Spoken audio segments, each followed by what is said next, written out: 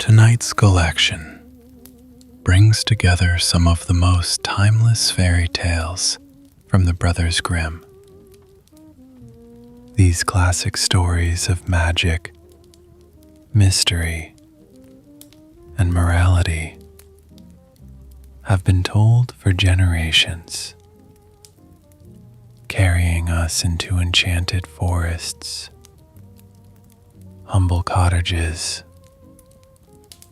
and faraway kingdoms where wonder and danger live side by side.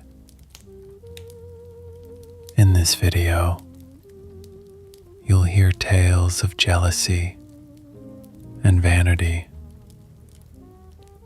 loyalty and sacrifice, and wishes that come at a cost. Now, pull up a blanket and put your phone below the pillow. Close your eyes and let's begin our first story. The Weaver's Three Wishes. Once, in a gray village, nestled between two frozen hills, there lived a weaver named Hans and his wife Marta. They were poor, yet their little house was always warm with laughter, and the sound of Hans's loom was as steady as a heartbeat. All winter long, the man wove wool into simple cloth for the townsfolk, while Marta cooked thin stews and mended the clothes of the poor. But one bitter evening, as the last of the daylight faded, Hans sat at his loom and said,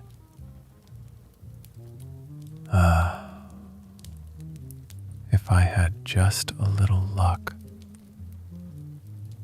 just a bit of gold, I would weave no more,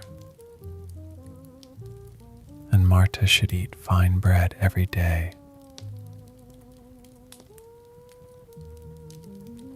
The wind outside howled like a hungry dog, and at that very moment, there came a tapping at the shutter. When Hans opened it, a woman stood there, tall and draped in a black cloak. Her hair was white as frost, and her eyes gleamed like molten iron.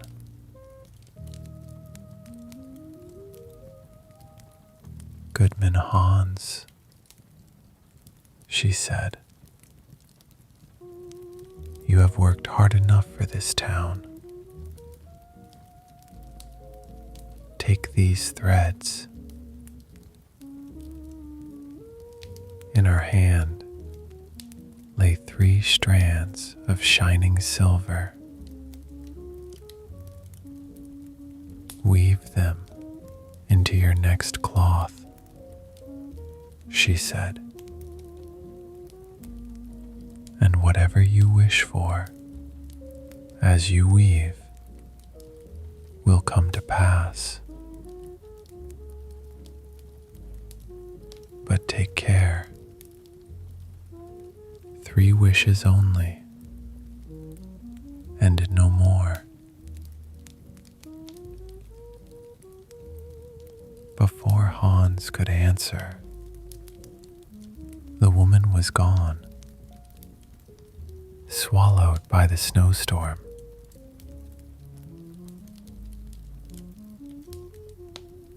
Hans called to Marta in wonder, and she clapped her hands with joy.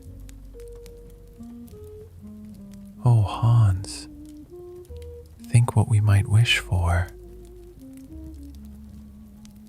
A house of stone, a chest of gold, warm coats, and roasted meats."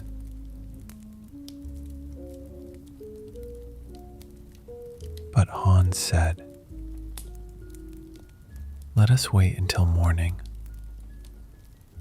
for haste is the friend of sorrow." When morning came, they placed the threads upon the loom. Sunlight gleamed on the silver strands, and Hans began to weave.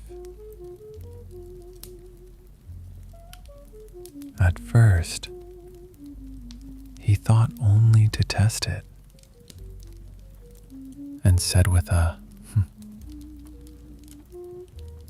"I wish for a sausage, fat and hot, to eat with my bread."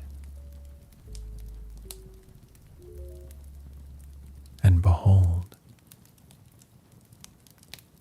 with the next pass of the shuttle, a plump, steaming sausage fell upon the loom. Marta shrieked with delight, but then frowned. "Hans, what a foolish wish.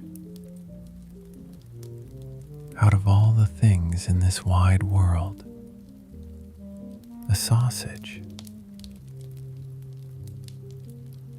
Hans turned red and said, "It was only to see if it worked." But Marta's anger grew, and she cried, "If you had any sense, you'd wish that sausage hung from your nose, so you'd remember to think before you speak." No sooner had she said the words than the sausage leapt from the table and fastened itself to Hans's nose. He screamed and staggered back, for it clung fast, as if grown from his very flesh.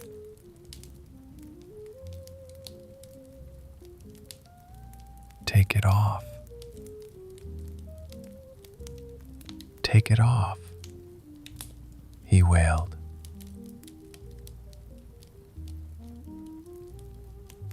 Marta pulled and twisted until tears ran down his cheeks.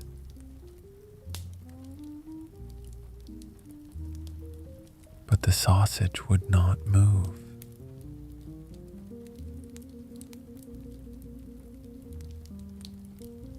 Now there were only 2 wishes left. Hans groaned. "You fool of a woman! We have ruined our fortune." "My fault," she cried. "If you hadn't wasted the first wish." "Silence!" shouted Hans. "We must use the second to undo the first."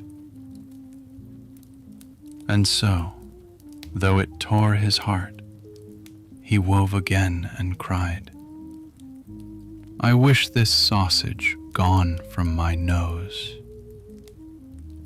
In an instant, it vanished. They sat in silence, the silver thread nearly spent, their treasure wasted on folly. For a long time neither spoke. The only sound was the crackle of the fire and the groaning of the wind outside.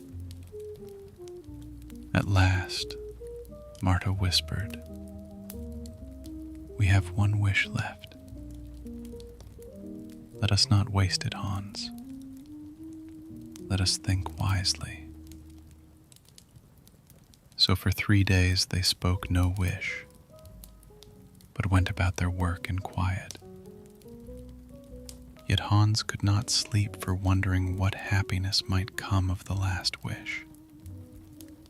He saw in dreams their cottage turned to marble, Marta in fine silk, and himself a man of leisure. But each morning he woke in his straw bed, with frost creeping on the windows, and bitterness in his heart. On the 4th day, as he sat weaving by the hearth, Marta said softly, "Hans, it is better to live humbly than to live longing. The threads will bring us no peace. Burn them, and let us be free of them." Hans looked at her and saw that her face was pale from hunger, her hands raw from cold. He said, "No, Marta. If we use the last wisely, it can yet save us." Then, before she could stop him, he took up the final silver strand and wove it into the cloth. "I wish," said he, "that all the gold of the mountain were ours." The air went dark. The wind screamed through the chimney, and the earth shook. From far away came the sound of cracking stone. Then silence. Hans ran to the window. Down from the mountain rolled a river of gold, molten and bright, shining like the sun itself. It poured into the valley, flooding fields and houses. The village bells clanged, people shouted and fled. In moments, the molten gold reached their cottage. It burned through the door, melting the loom and floorboards. Hans seized Marta's hand, but the gold rose fast, up to their knees, their waists, their hearts. When the flood cooled, the valley lay buried beneath a sheet of gold, and where the weaver's cottage once stood, 2 figures shone like statues, their hands still clasped together.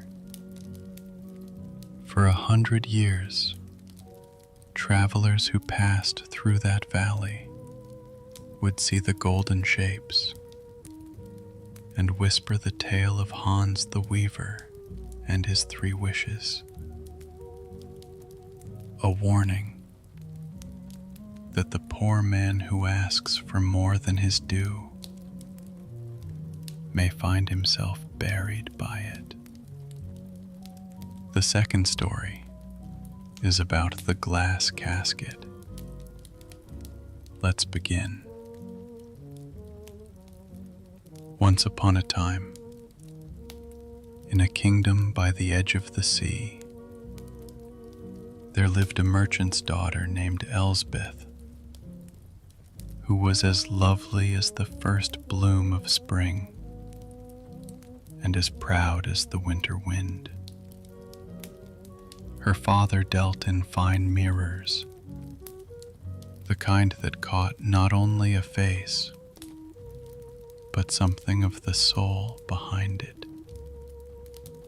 Princes and noble ladies came from faraway lands to buy his wares, for it was said that the glass his family made had been blessed by the moon herself. Elsbeth spent her days in her father's workshop, polishing and cutting glass so clear that one could almost forget it was there. But she grew weary of her life among tools and dust. "Father," she would say, "why must I live among tradesmen when beauty was given me for greater things?" Her father would sigh and answer, "Pride cracks quicker than glass, my child. Handle both with care." One winter's night, when the sea was roaring and the wind lashed the shutters, a cloaked woman came to the door. Her hands were white as bone, her eyes black as the deep water beyond the cliffs. She carried a parcel wrapped in oilcloth and said, "Master Glassmaker, I have heard of your skill. Can you make a casket, clear as water,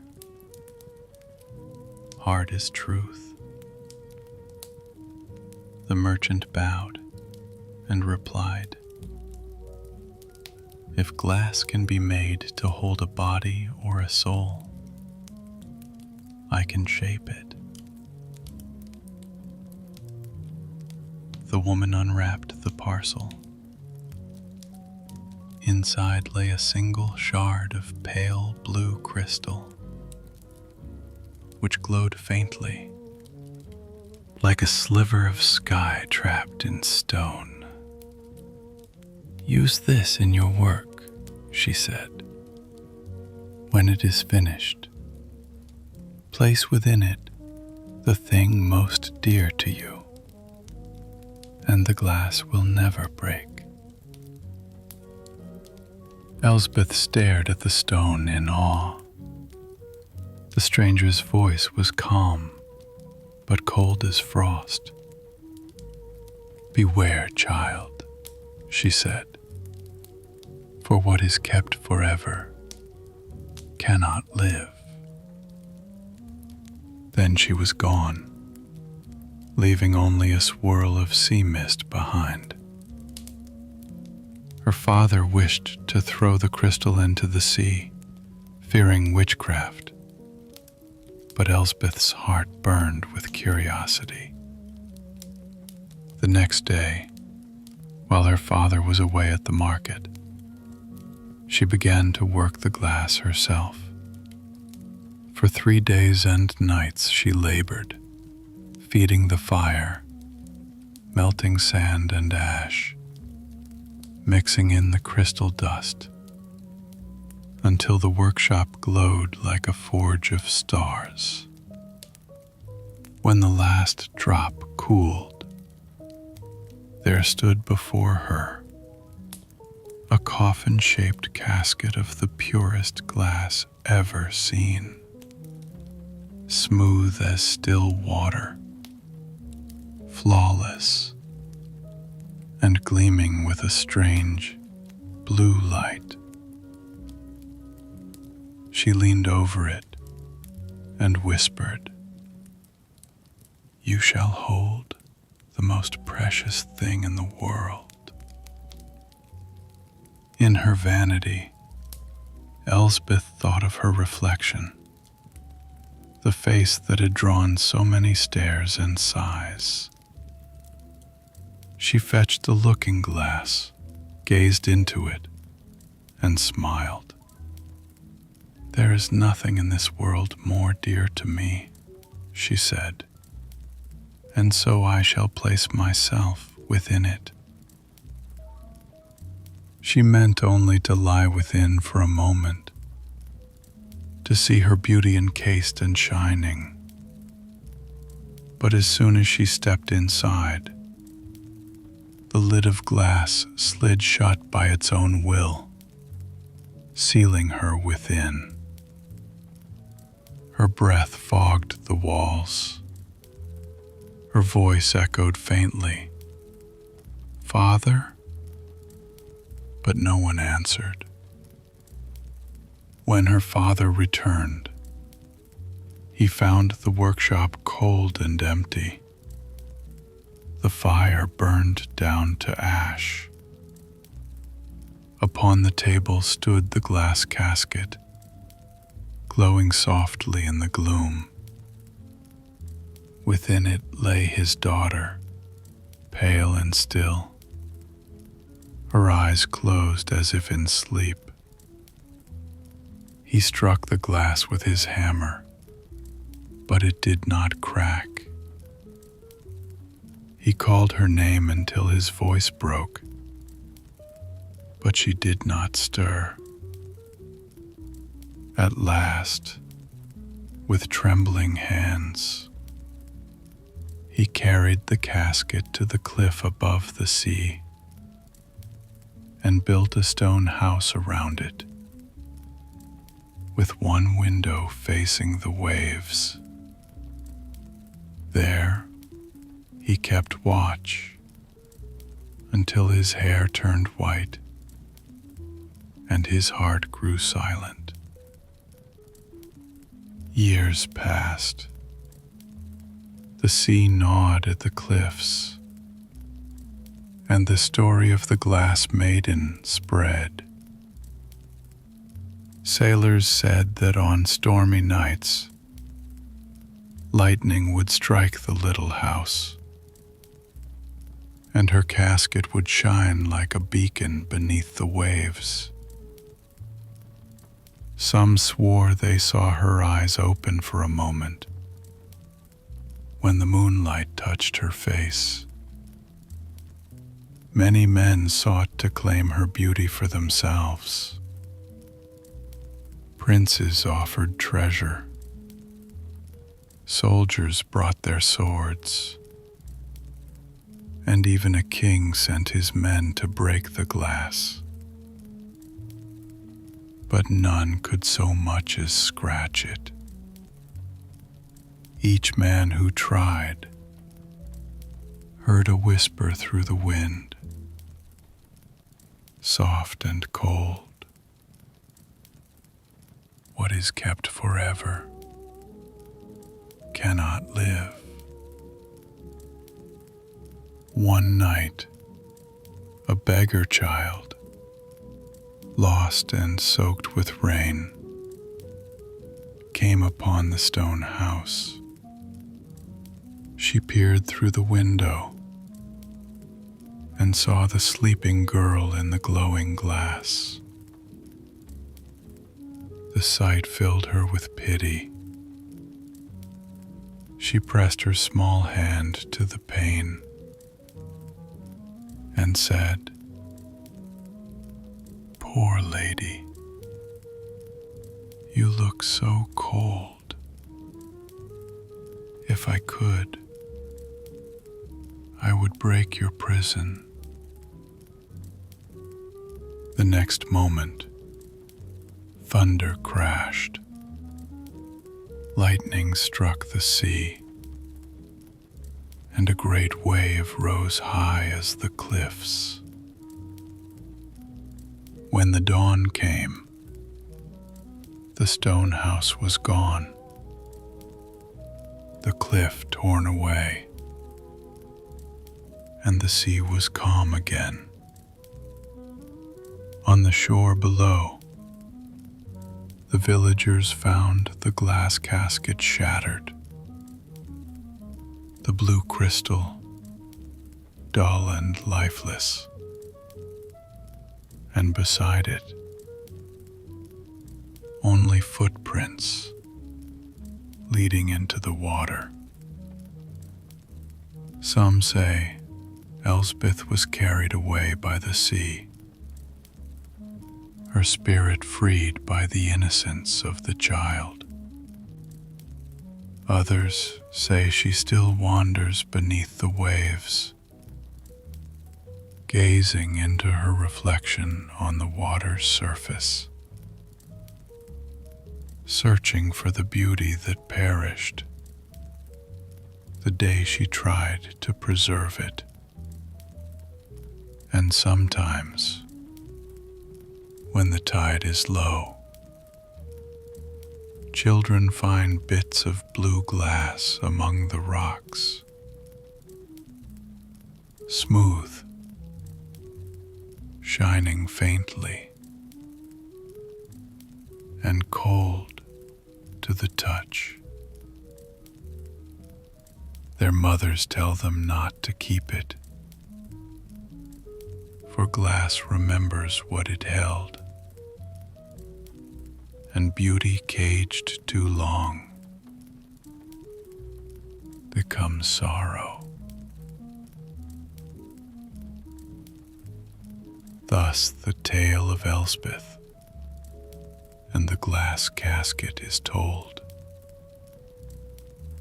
as a warning to all who would love their own reflection more than the world around them. Our next story talks about a poor cobbler from the Middle Earth. The Cobbler's Candle.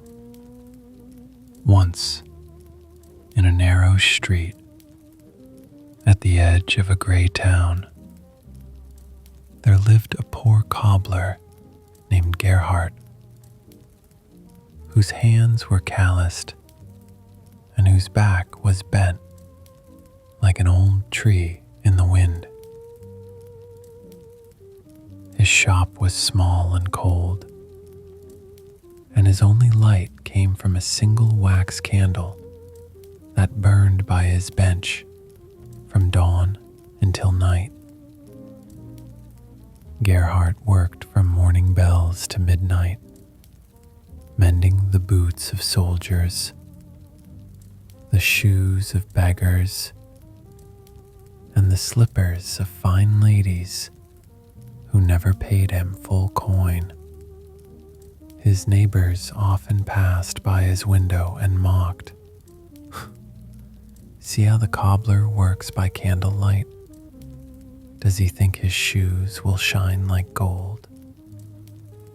But Gerhardt would only smile faintly and reply, "Gold cannot mend a man's soles, nor his shoes."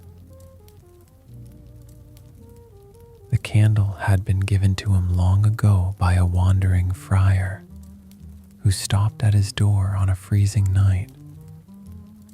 "This will never burn out while your heart stays honest," the friar said. Gerhardt, simple and kind, took it as a blessing. For years the candle had burned faithfully, bright enough to see his work, but dim enough to hide his poverty. One stormy evening, when the streets were slick with rain and the wind cried like a hungry beast, there came a knock at his door. A woman entered, cloaked in black, her shoes torn and her eyes hollow. She placed a single coin on the table and said, "Mend these before morning. They must walk a long road." Gerhardt took them gently and saw that the soles were thin as paper worn through from travel. You must have come far, he said. Sit by the fire while I work. But she only smiled faintly. I cannot stay long. Finish before the candle burns out, or your kindness will turn to sorrow. Gerhardt did not understand, but he nodded and set to work.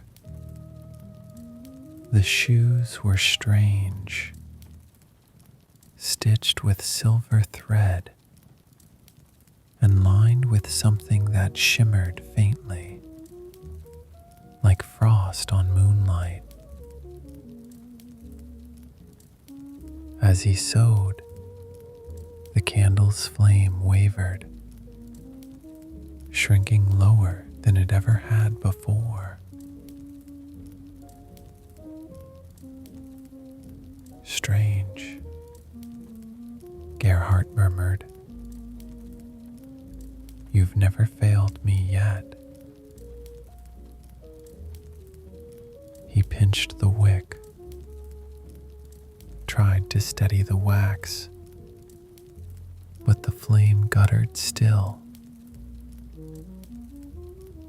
The woman watched silently. Do you fear the dark, Cobbler? I fear only unfinished work, he said. The woman's gaze softened for a moment, then finish it quickly.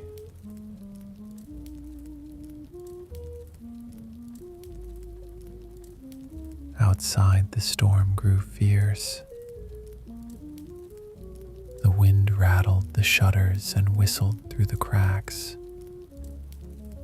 Gerhardt worked faster, his old hands trembling. The candle was nearly gone now, its light a trembling blue tongue against the night. Finally, he tied the last knot, smoothed the leather, and handed her the shoes.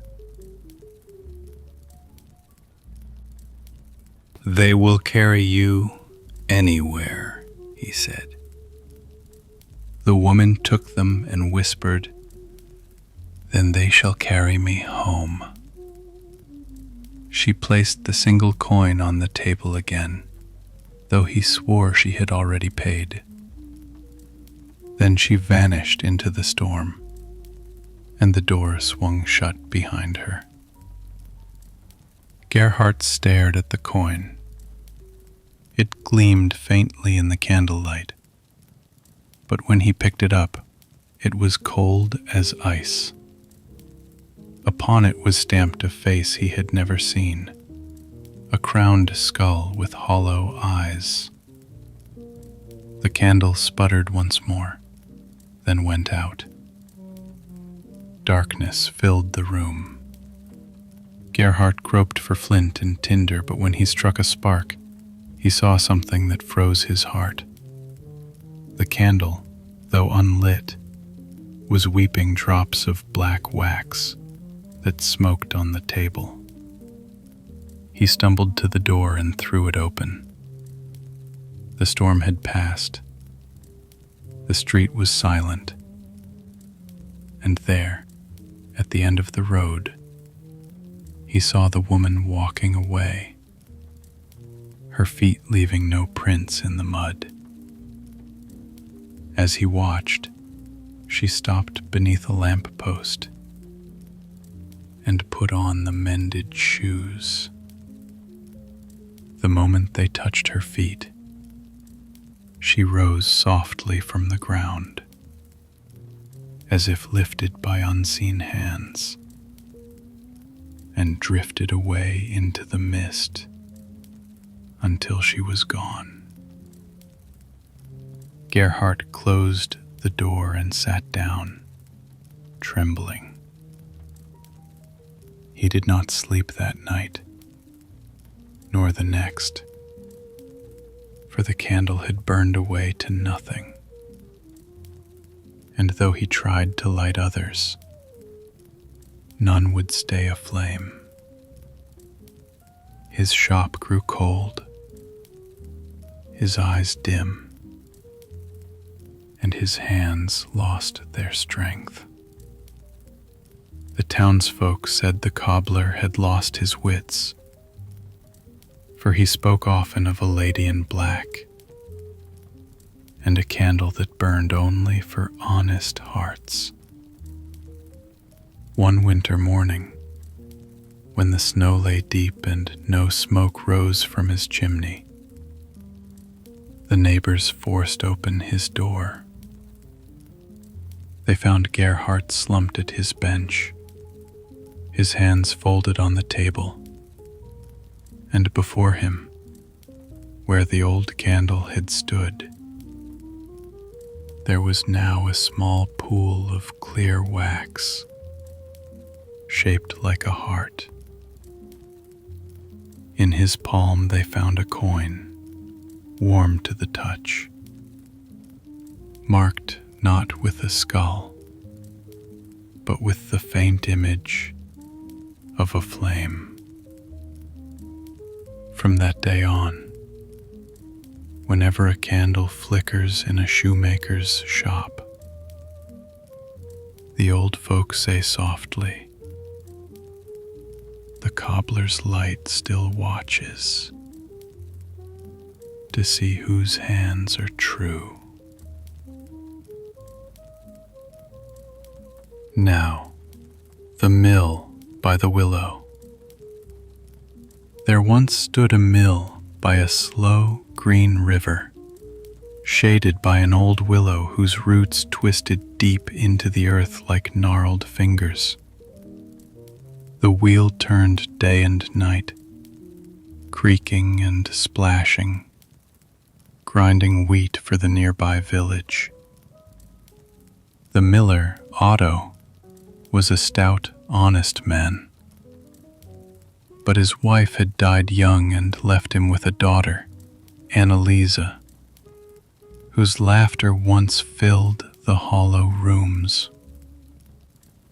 Annalisa grew with the seasons, bright-haired and kind-hearted, always humming to herself as she carried baskets of grain or fed the ducks that waddled by the riverbank.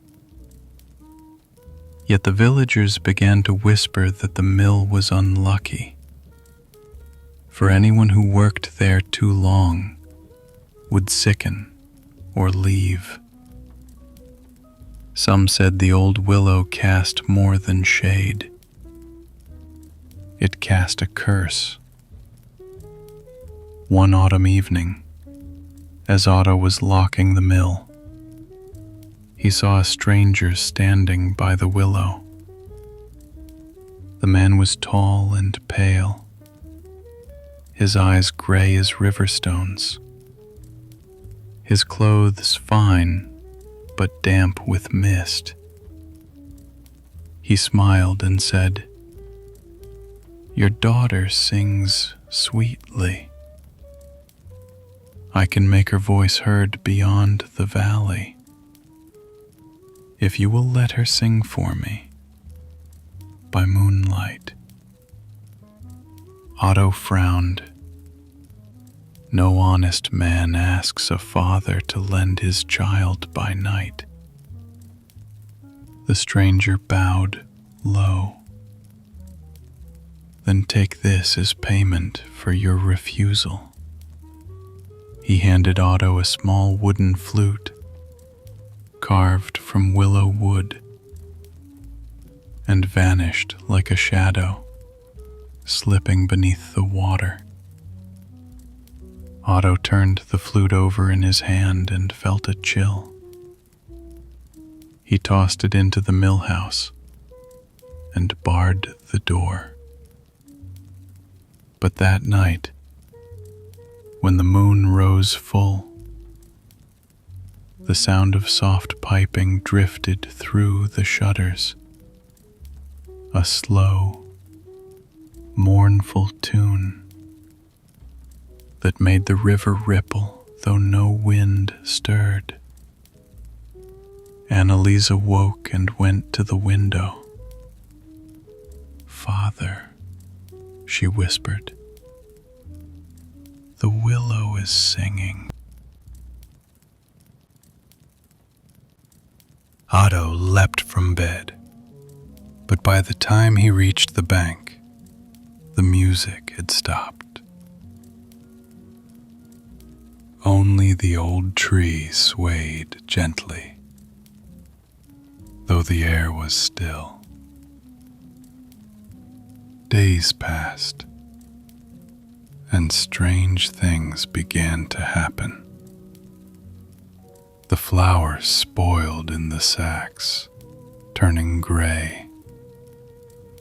The ducks would not go near the water, and sometimes, when Annalisa passed the willow, she heard her name whispering in the rustling leaves. Then one morning, Otto found footprints, bare and wet, leading from the river to the mill door. Inside, on the table, lay the wooden flute. He snatched it up and flung it into the fire, but the flames hissed and died at once, leaving only smoke that smelled of river mud. That night, the piping came again, louder now, wild. Otto bolted the doors, but Annalisa was gone. He ran to the riverbank, shouting her name. The moon shone silver on the water, and there, beneath the willow, stood the pale stranger. In his hand was the flute, and beside him, barefoot and dazed, was Annalisa, her eyes half closed as she hummed the same sorrowful tune. Otto rushed forward, but the ground beneath his feet grew soft and wet, sucking at his boots like quicksand. The stranger smiled. "She sings for me now, Miller." The river keeps what is owed. Otto cried out, "Take me instead." The stranger tilted his head. "Would you give your breath for her song?" Without hesitation, Otto said, "Yes." The stranger nodded and pressed the flute to Otto's lips. "Then breathe." Otto blew, and the sound that came forth was like the cry of a dying wind. His breath left him all at once. His eyes went dim. He fell where he stood, the flute clutched in his hands. When he awoke, it was morning. The stranger and Annalisa were gone. Only the willow stood by the water, its branches heavy and low. From that day, the mill wheel never turned again. Years passed. Travelers who stopped by the ruins of the old mill sometimes heard faint singing on moonlit nights. A young girl's voice, soft and sad, rising from the river. And when the wind moved through the willow, it whispered a low, hollow note, as though the tree itself played a flute made of sorrow. The villagers say that if you cut wood from the willow by the mill and make it into an instrument, no tune you play will ever be your own. It will always come out as that same lonely melody, a father's last breath and a daughter's lost song.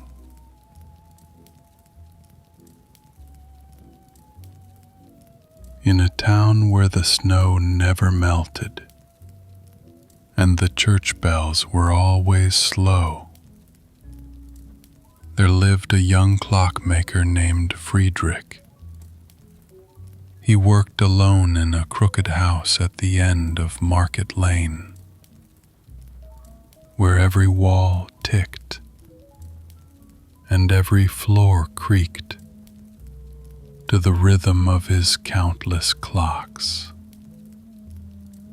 Friedrich was clever and quiet, with hands that never shook and eyes that never strayed from his work.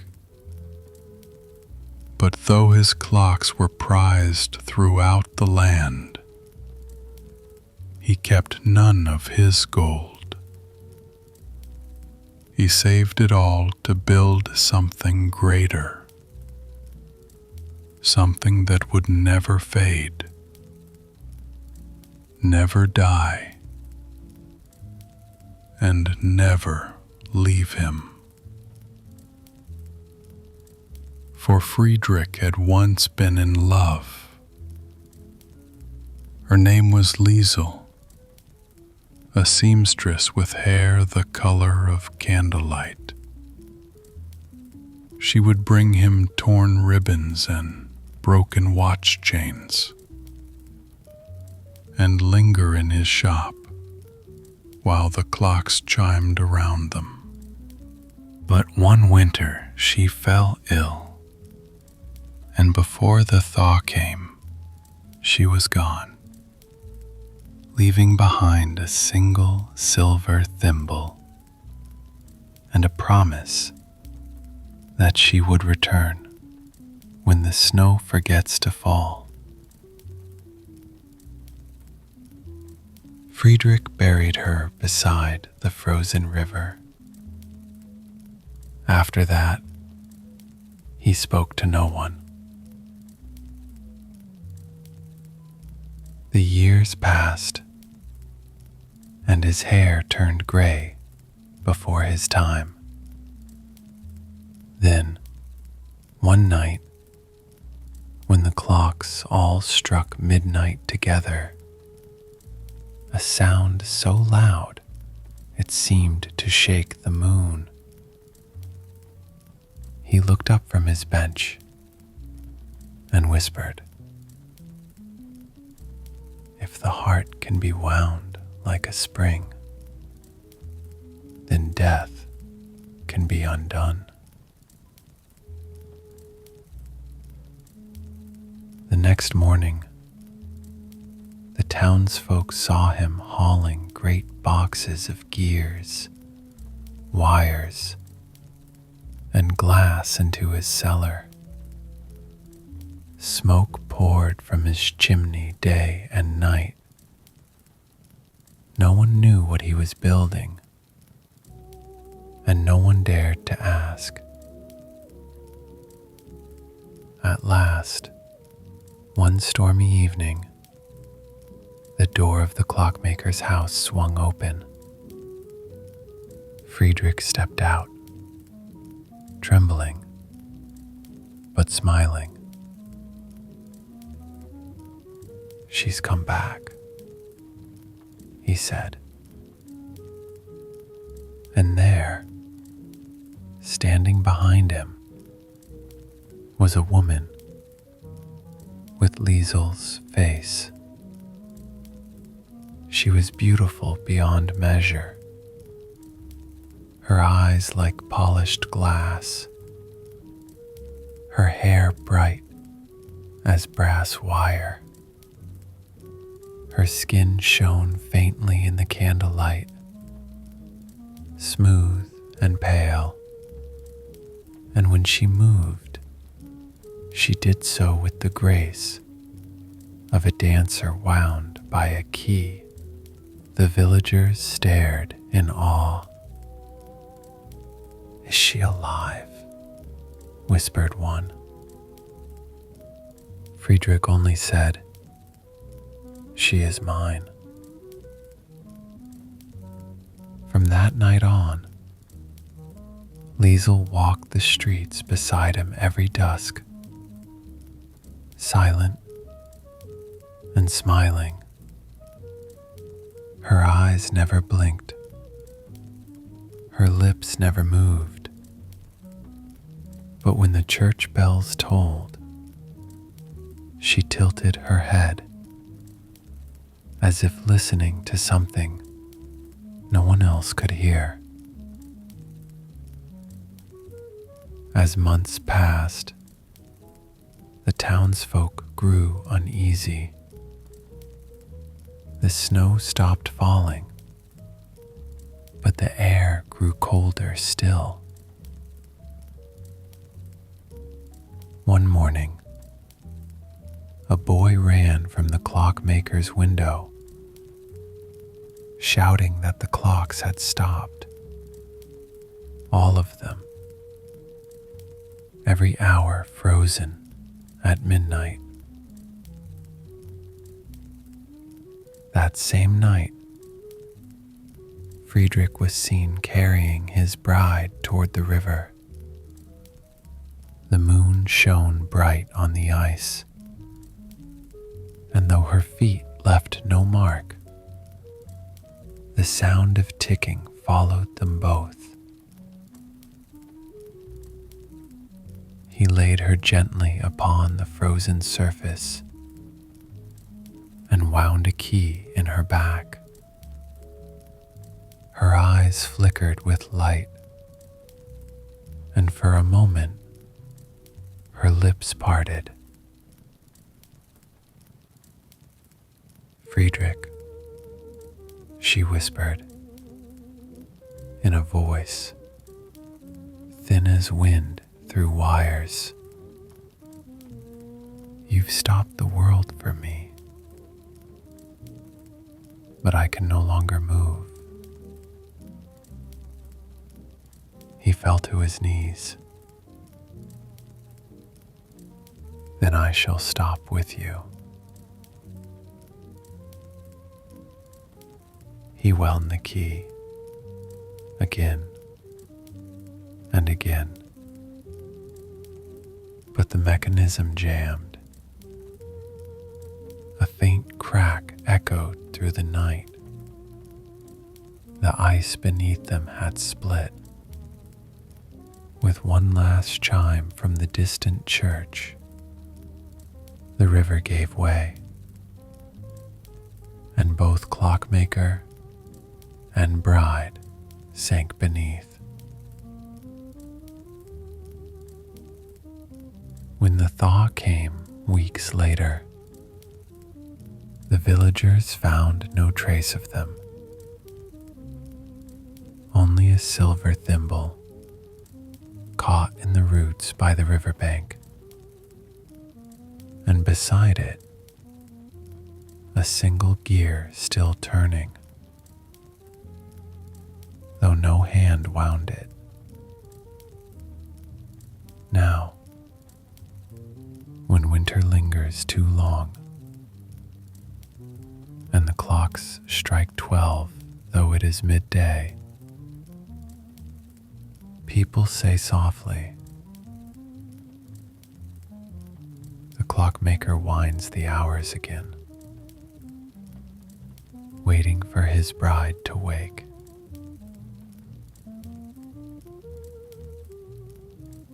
Now let us open the sixth Grimm tale, one that smells of wood smoke, moonlight, and buried guilt. The Willow Child. At the edge of a quiet village, where the fields gave way to marsh and mist, there stood an ancient willow tree. Its roots knotted deep into the dark earth, and its long branches trailed the surface of a still pond that reflected the moon like glass. Long ago, it was said that a woman had been buried beneath that willow, a woman wronged and forgotten. No one dared approach it after sunset, for the frogs grew silent there, and the wind itself seemed to whisper through the branches, calling names of the living. But one spring, a farmer's wife named Greta built her home near the marsh. She was poor and barren, though she prayed each night for a child. Her husband worked far afield and often returned late, leaving her alone to tend the house and the restless reeds outside. One night, as the frogs sang and the stars hung low, Greta heard a sound, a faint crying, like that of an infant carried on the wind. She followed it to the willow tree, where she found a small bundle lying among the roots, wrapped in a moss-green cloth. Inside was a baby girl, pale as milk, with hair the color of the moon. Greta's heart trembled. She looked around, but there was no one. A gift, she whispered. A gift from heaven. And she carried the child home. She named her Willa, and the girl grew swiftly, too swiftly, some said. By her third summer, she spoke with the calm voice of one far older. She spent hours by the pond, speaking softly to the tree, though no one could hear her words. The willow's branches always swayed when she approached, even when the air was still. Greta loved her dearly, though she sometimes woke at night to find Willa standing at the window, staring toward the marsh, her white hair glowing faintly in the dark. "Come back to bed, my darling," Greta would whisper, and Willow would smile, but her eyes were cold as the pond's reflection. Years passed. The crops began to fail, and a sickness swept through the cattle. The villagers muttered that the willow cursed the land, that Greta had taken something that was not hers. But Greta clung to her child, saying, "She is my blessing, not my curse." Then one autumn, Greta's husband fell ill. He lay in fever, whispering strange things, that he heard the willow calling his name, that the pond whispered beneath the floorboards. Greta prayed beside his bed until dawn, but when the first light came, he was gone. That night, Willa came to her mother's bedside. "Do not weep," she said softly. "He sleeps beneath the willow now, where all roots meet." Greta's blood turned to ice. "What do you mean?" she cried. But the child only smiled. The next morning, Greta went to the pond. The earth near the tree was freshly turned, though no spade had touched it. She fled back home and locked the doors, trembling. But Willow was already there, humming an old lullaby. Greta did not know. "You took me," said the girl, her voice low, almost tender. "You took me from my mother's grave."